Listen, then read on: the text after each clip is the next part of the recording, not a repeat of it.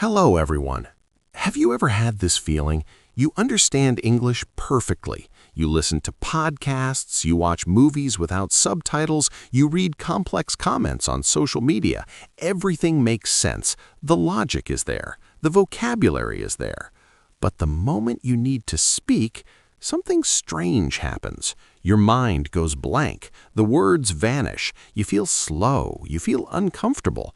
And the worst thought appears. Why do I sound so stupid? If you feel this way, I want you to hear this first. You are not stupid. You are not bad at English, and nothing is fundamentally wrong with you.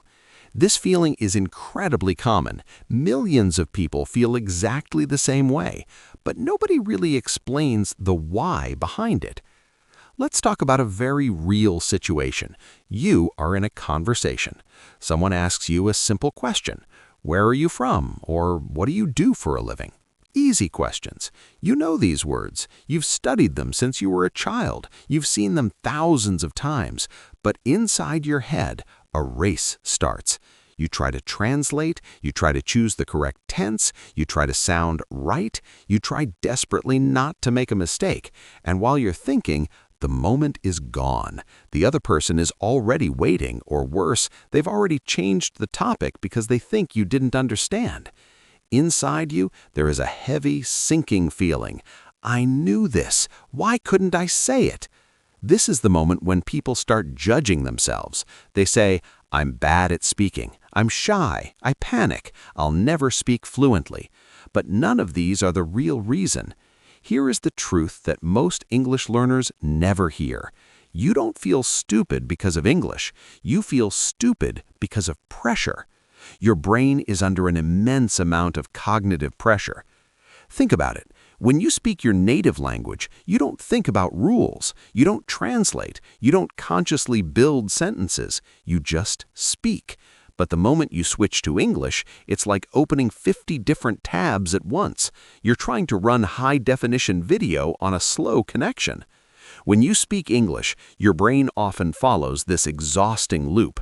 You hear a question, you translate it into your native language to understand the true meaning, you think about the answer in your native language, you translate your answer back into English, you check the grammar rules, you check the vocabulary for synonyms, you worry about how your accent sounds. That is not speaking. That is mental overload. And under overload, any system freezes. That's why your mind goes blank. That's why your speech feels slow. That's why you feel stupid, not because you don't know English, but because your brain is completely exhausted by the process. Another important thing nobody talks about. Speaking is emotional. When you speak English, you're not only using a language tool, you're using your confidence, you're using your courage, you're using your identity. You're showing the world who you are, and that is terrifying. In your native language, you're smart, funny, and sophisticated. But in English, you might feel like a child. You can't express your complex thoughts, so you use simple words. This identity gap creates a feeling of shame. You feel like a person with a high IQ trapped in a low vocabulary body. So your brain chooses safety. Silence feels safer than making a mistake. Thinking feels safer than speaking. And slowly, a habit is created. You become very good at understanding, reading, and listening, but you become very bad at responding fast, speaking naturally, and trusting your own voice. This is why many people say, I understand everything, but I can't speak. That sentence is a huge clue. It tells us something vital. Your problem is not knowledge. Your problem is access. You have the English language locked inside your head, but you cannot access it fast enough to participate in the real world. And speed matters. Real conversations don't wait for you. People don't speak slowly just because you are learning. They don't give you 3 minutes to translate. They don't pause for your grammar checks. So when you try to speak like a student in a real-life conversation, your brain simply cannot keep up with the pace of reality. Here is another uncomfortable truth. School English trains you to think, not to speak. In school, you were trained to analyze, to choose the correct multiple choice option, to fill in the gaps, and to build perfect static sentences on paper. But speaking is not about building. Speaking is about reacting. Reaction needs simplicity. If every sentence feels like a final exam, your brain will always stay in a state of high stress, and stress is the ultimate blocker of speech. This is why standard confidence advice usually fails. People tell you, just be confident, don't be afraid, relax. But confidence is not a button you can just press. Confidence is a result. It comes when your brain finally feels safe. It comes when the act of speaking feels familiar rather than a performance. It comes when you stop the cycle of overthinking and start the cycle of reacting. So let me say this very clearly. You do not sound stupid because your English is bad. You sound stuck because your brain is overloaded by a system that doesn't work. The good news is that this overload can be fixed. It won't be fixed by learning a list of 500 new words. It won't be fixed by studying the third conditional for the 10th time. It will be fixed by changing the fundamental way your brain uses English. We need to move the language from your analytical brain to your instinctive brain. In the next part, we will talk about why translating in your head is actually making your speaking worse, why the habit of thinking before you speak is killing your fluency, and what specific shifts need to happen for your speech to finally feel easy, natural, and fast. For now, remember this one thing. You are not broken. You are not slow. You just learned English in a way that makes speaking hard, and that can change today. Let's talk about the habit that quietly destroys your speaking. Most people don't even notice it. They think it's helping them. They think it's a sign of being careful or intelligent. But in reality, it's doing the exact opposite. That habit is mental translation. When you first learned English, you were likely taught a very linear process. You were taught to hear an English sentence, translate it into your native language to find the meaning, understand that meaning, and then translate your answer back into English. In the beginning, this feels incredibly useful. It gives you a sense of control. It gives you clarity. It feels like a safety net that prevents you from falling into the abyss of misunderstanding. But over time, this habit becomes a dangerous trap. It's like learning to ride a bike with training wheels and never taking them off. You feel safe, but you can never truly go fast because real-life conversation does not wait for translation. Think about how fast your thoughts move in your native language. Someone asks you a question, you already know the answer. You don't search for words. You don't build sentences piece by piece. You don't consciously check your grammar. Your answer is ready before you even open your mouth. That's because your brain is not translating, it's reacting. Now compare this to English. Someone asks a simple question. Inside your head, a slow, painful process starts. What exactly did they say? Okay, I understand the words. Now, how do I say this correctly? Is this the right tense? Is this polite enough? Should I use say or tell? And while this internal debate is happening, the moment is gone. The silence grows. The pressure mounts. The problem is not that you think. The problem is how much you think. Here is something very important. Thinking before speaking feels smart, but it sounds slow. And sounding slow makes you feel stupid, not because you are stupid, but because the conversation moves without you. You're like a runner trying to join a race that started 5 minutes ago. Because of this, your brain learns a dangerous lesson. Speaking English is uncomfortable. It's a source of stress. And when something feels uncomfortable, the human brain, which is designed for survival, tries to avoid it. This is why many people stay quiet. Answer with very short yes or no responses, or just nod and smile. They aren't being rude. They're just trying to protect themselves from the exhaustion of mental translation. Let's talk about perfection. Perfection is one of the biggest enemies of speaking. When you want to speak perfectly, you naturally slow down. You hesitate. You correct yourself mid-sentence. You lose the rhythm of the conversation. The truth is, native speakers don't speak perfectly. They speak automatically. They use simple structures. They repeat themselves. They make mistakes constantly. They might correct themselves later, or they might never correct themselves at all. But learners are taught the opposite. They're taught think first, then speak. That advice sounds logical in a classroom, but in a coffee shop or a business meeting, it is deadly to your fluency. Fluency is not a measure of your intelligence. Fluency is a measure of your automation. The brain can only be truly fluent when it stops analyzing. This is why you can speak without thinking in your native language, but freeze in English. Your English is still living in the thinking zone. It hasn't moved to the automatic zone yet. Imagine your brain has two distinct modes. Thinking mode is slow and deliberate. Automatic mode is fast and instinctive. Grammar rules live in the thinking mode. Ready-to-use phrases live in the automatic mode. Conversation happens at the speed of light. So when you try to speak using grammar rules, your brain simply cannot keep up with the physical demands of the conversation. This is why learning more grammar doesn't help you speak better. You likely already know enough grammar to communicate 90% of what you want to say. What you don't have is ready language, language that comes out without effort, language that doesn't need translation, language that feels natural.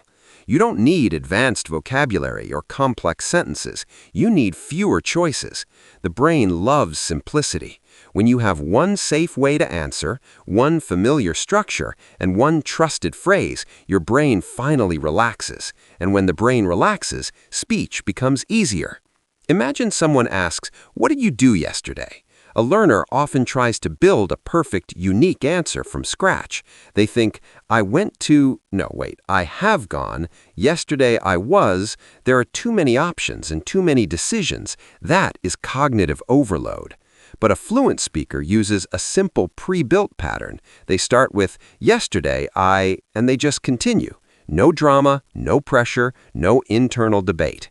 This is why fluent speakers sound confident. It's not necessarily because they're confident people. It's because their brain is not busy doing math while they talk. They're not choosing. They're not translating. They're not checking. They're using chunks, ready-made pieces of language. This is the fundamental shift you need to make. You must move from building sentences to using sentences. You must move from thinking about English to reacting in English. But here is the part most people miss. You cannot think your way into fluency. You cannot analyze your way into confidence. You cannot understand your way into speaking. Speaking is a physical habit, just like driving a car, typing on a keyboard, or swimming. When you drive, you don't think, now I must move my foot 3 centimeters to the left to press the brake. You just do it. Your body knows. Your brain has automated the process. So when people say, I understand everything, but I can't speak, what they really mean is, I have the knowledge, but I never trained my brain to react. This is not a personal failure or a lack of talent. It is simply a training problem. If your problem is training, it can be fixed. You don't need to become smarter. You don't need to study harder. You need to change how you practice.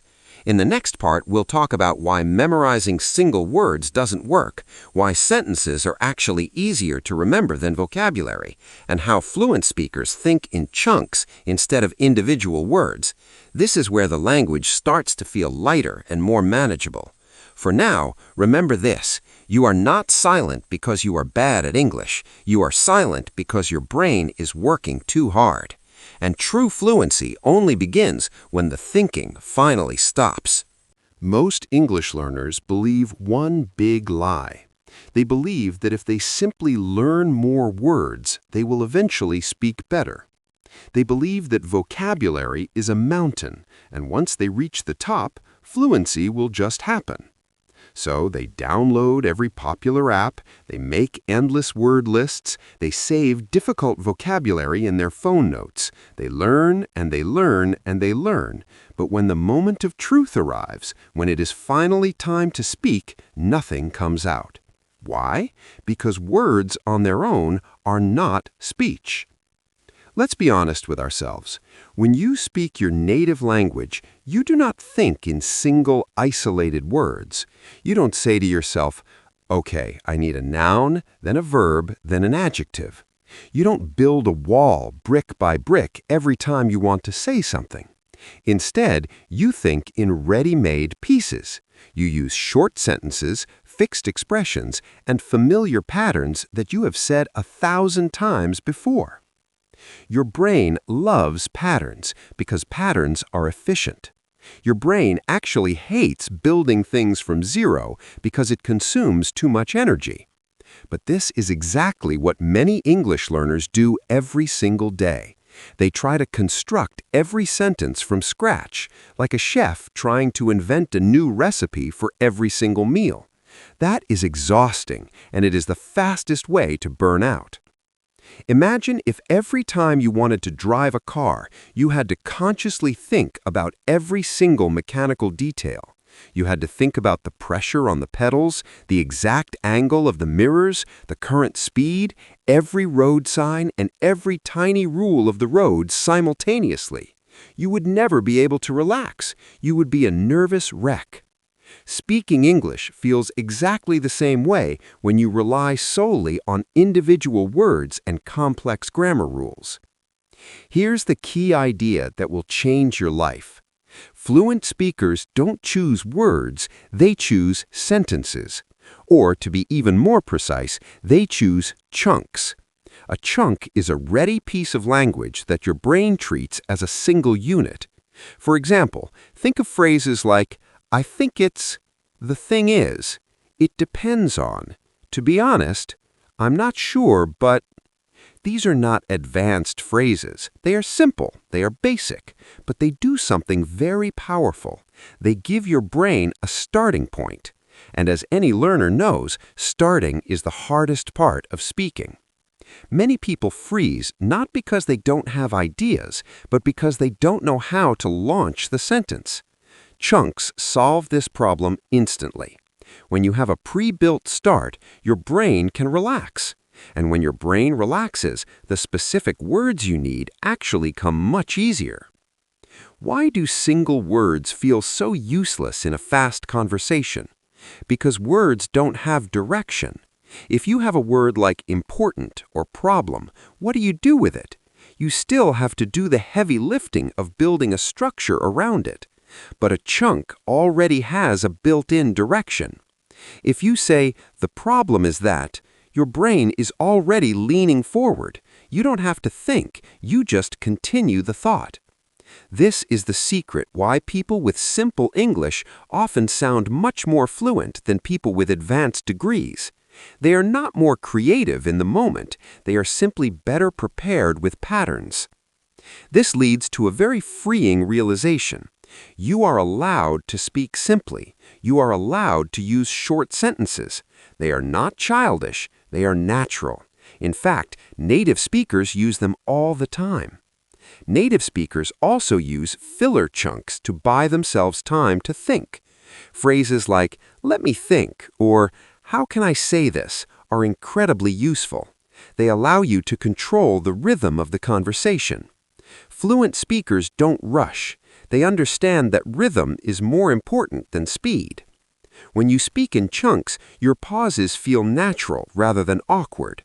Your speech feels alive. Now, here is the most important shift for your daily study. Stop asking yourself, "how do I say this?" and start asking yourself, "how do people usually say this?" That tiny change in your question changes everything. You stop being a creator of language, and you start being a collector of patterns. Copying is how the human brain learns fastest. This is why watching, listening, and repeating real speech matters so much more than reading a textbook. You need to hear the pauses, the emotion, and the repetition. And this leads us to the final part of our journey. Because even if you understand chunks, and even if you know sentences, you still need a system to make them stick. In the next and final part, we will talk about how to practice speaking without any pressure, how to train your brain daily in small steps, and how you can finally become a confident speaker. For now, remember this: words don't make you speak. Sentences don't make you fluent. Habits do. By now, one thing should be very clear to you. Your problem was never English itself. It wasn't your intelligence, and it certainly wasn't a lack of potential. The problem was how you learned it, how you practiced it, and how much unnecessary pressure you put on yourself. Speaking didn't feel natural because you were never actually trained for it to be natural. And that is perfectly okay. Most learners are in the exact same position. Let's talk about what actually changes everything. It's not a sudden burst of motivation. It's not a confidence talk you give yourself in the mirror. It's not just believing in yourself. What truly changes your speaking ability is a routine. But I'm not talking about a heavy academic routine that requires hours of study. I'm not talking about a stressful schedule that you will inevitably quit after 1 week. I'm talking about a small, sustainable, human routine. Fluent speakers didn't just wake up one day and find themselves fluent. They didn't suddenly start speaking without fear one Tuesday morning. Instead, their brains slowly learned one vital lesson. Speaking is normal. That's it. It's not an impressive feat. It's not a dramatic performance. It is just a normal, everyday function. So how do you teach your brain that speaking English is a normal activity? You stop treating it like a high-stakes performance, and you stop waiting to be ready. Most learners wait for a magical moment. When my English is better, then I will finally start speaking. But the truth is, that moment never arrives. Speaking is not the final result of learning. Speaking is the process of learning. You don't prepare for speaking. You speak to prepare. Now, let's make this very practical. Here is the daily system that actually works. Step 1. Speak every day, but keep it very short. Don't aim for 1 hour. Don't even aim for 30 minutes. Just commit to 5 or 10 minutes. But you must do it every single day. Why? Because the brain learns through frequency, not intensity. 5 minutes of active speaking daily is significantly better for your nervous system than 1 hour of intense study once a week. Frequency builds the safety your brain needs. Step 2. Speak out loud even if you are completely alone. Many people complain, but I have no one to speak with. Honestly, that's not a problem. Your brain doesn't care who is listening. It only cares that your vocal cords are moving and your voice is active. Speak to yourself while making coffee. Speak to your phone. Speak to the mirror. Record a voice note and play it back. It feels strange at first, maybe even a little silly, but then it feels normal. Eventually, it feels easy. Step 3. Use the same simple structures repeatedly. This is vital for automation. Don't try to invent something new every day. Use the same chunks we discussed in Part 3. Phrases like, "Today I want to talk about," or "the main thing for me is," should become second nature. Repetition is not boring. Repetition is the foundation of mastery. Step 4. Stop correcting yourself in the middle of a sentence. Mistakes are not the enemy. Silence is. When you stop to correct every small grammar error, you break your rhythm. And in the real world, rhythm is more important than perfect accuracy. Let the sentence finish. Let the thought come out. Reflection and correction can happen later, but the moment of speaking belongs to the flow. Step 5. Train your reaction time, not your preparation.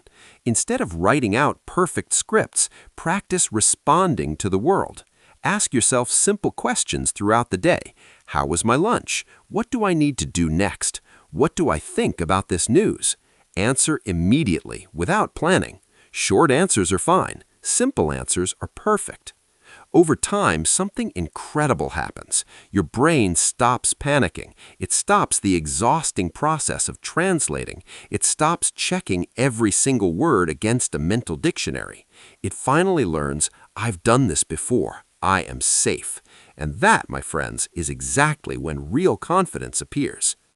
You don't need to sound like a native speaker. You don't need a perfect accent or a university-level vocabulary. You simply need to sound comfortable. Comfort is what people actually respond to, not your grammar. Many of the most successful international communicators use very basic English, but they speak calmly and clearly.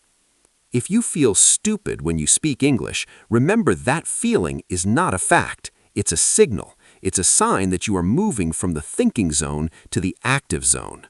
This channel is not about achieving perfect English. It's about achieving usable English, English that feels like yours. If you recognized yourself in these 4 videos, then you are in the right place. In the upcoming videos on this channel, we will build these habits together. We will train real reactions and make English feel lighter. No pressure, no rush, just progress. So, take a breath. You are not broken. You are just at the beginning of speaking the right way. Thank you for watching. See you next video.